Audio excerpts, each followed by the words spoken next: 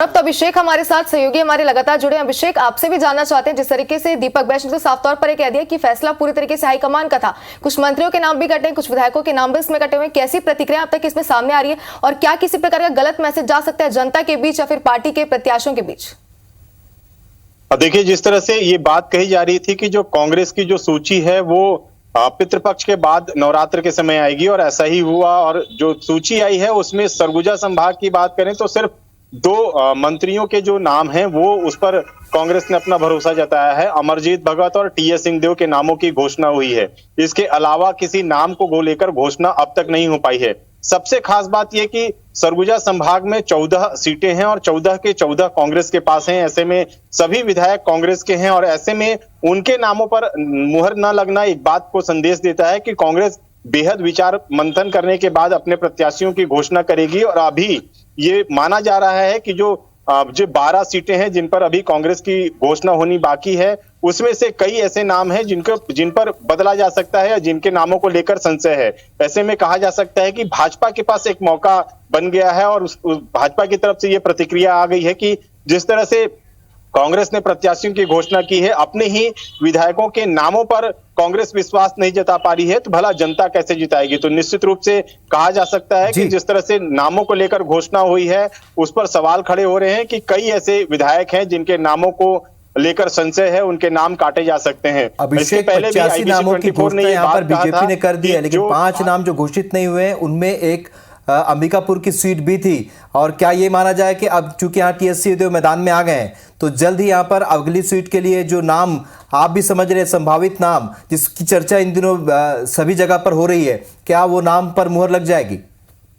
देखिए, ये कह पाना तो बेहद मुश्किल है कि जो अभी जो घोषणा हुई है उसमें जो मंत्रियों के नामों पर घोषणा हो गई है। पूर्व जो मंत्री थे डॉक्टर प्रेमसाय सिंह, उनको लेकर भी एक संशय की स्थिति थी, उनके नाम को लेकर अभी तक घोषणा नहीं हुई है। इसके अलावा जो विधायक हैं, जो बड़े नेता हैं कांग्रेस के, जो कई बार विधायक रह चुके हैं, उनके नामों को लेकर भी अब तक कांग्रेस ने अब तक मुहर नहीं लगाई है। ऐसे में कहा जा सकता है इन नामों को लेकर बेहद संशय है और कई ऐसे उम्मीदवार हैं कांग्रेस की तरफ से जो विधायक होने के बाद भी अपनी उम्मीदवारी जता रहे हैं। ऐसे में क्या उनको मौका देती है कांग्रेस, नए प्रत्याशियों को मैदान में उतारती है या कोई फेरबदल होता है, ये तो आने वाले समय में इंतजार होगा, अगली सूची का इंतजार होगा। नरेश, जिस तरीके से यहाँ पर बीजेपी ने जब पहली सूची जारी की थी उसमें बस्तर की तमाम सीटें थी जहां पर प्रत्याशी घोषित कर दिए गए थे, तो क्या ये माना जाए क्या इससे फायदा मिलेगा क्या बीजेपी को, या फिर कांग्रेस की अभी की जो सूची है वो तमाम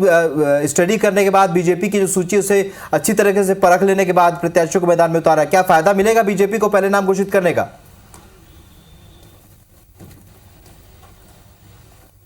देखिए, इस पर तो मिला जुला एक तरह से आकलन किया जा सकता है, क्योंकि कई जगहों पर ऐसी बात थी कि जहां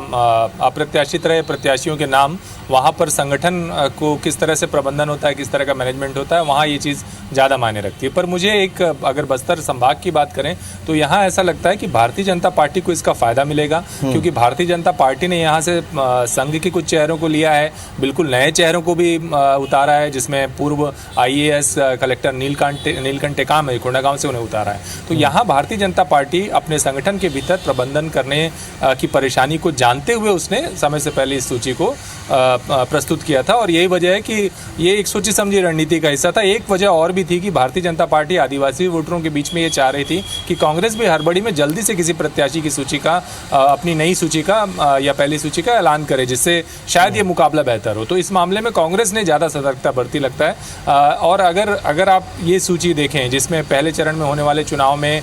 जो प्रत्याशी कांग्रेस के होंगे उनके नाम आए हैं, वहां पर कांग्रेस ने काफी सधे हुए तरीके से अपने चेहरों को रखा है, बहुत ज्यादा बदलाव नहीं है, इसलिए कांग्रेस को भी बहुत नुकसान होगा ऐसा दिखाई नहीं देता। अब मसलन आप दीपक बैज को ही लीजिए, वो प्रदेश अध्यक्ष होने के साथ साथ चित्रकूट विधानसभा के कद्दावर नेता हैं, लगातार जीतते रहे हैं और साथ साथ जब उन्होंने अपना नाम आगे बढ़ाया तो उन्होंने ये भी दावा किया कि अगर उनको यहाँ पर मौका मिलता है और उनकी टीम के चेहरों को मौका मिलता है तो वो आसपास की कई सीटों को प्रभावित कर सकते हैं, क्योंकि वो सांसद भी हैं। तो इस तरह से उन्होंने संगठन के भीतर न केवल अपना नाम बल्कि अपने जो सहयोगी हैं और आने वाले समय में चुनाव में कांग्रेस सरकार बनती है तो उन सबको आगे लेकर चलने का दावा किया, जिसकी वजह से जो जगदलपुर की सीट है वहां पर भी एक नए चेहरे मलकीत सिंह गैदू का नाम आगे बढ़ा है। तो ये वजह है कि जगदलपुर सीट को छोड़ दें तो बाकी 11 सीटों पर तो नाम आ चुके हैं। जहां तक बात है कि पहले घोषित करने का भारतीय जनता पार्टी को फायदा मिलने की बात है, तो भारतीय जनता पार्टी की अपनी रणनीति रही है। संगठन के भीतर प्रबंधन उसके लिए ज्यादा महत्वपूर्ण था, क्योंकि वो पूरी तरह से यहाँ हार चुके थे, उनके पास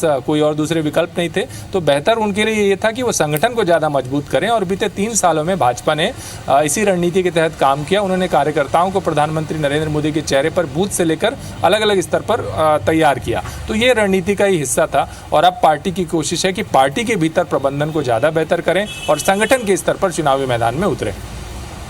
बिल्कुल, तो कई सारे ऐसे नाम है जो चौंकाने वाले राहुल, और देखने वाली बात होगी क्या कुछ प्रतिक्रिया इस पर आगे भी सामने आती। दर्शकों को लगातार टीवी स्क्रीन पर हम वो नाम भी दिखा रहे हैं जिन प्रत्याशियों के नामों की घोषणा की गई, चाहे मध्य प्रदेश की बात करें या फिर छत्तीसगढ़ की बात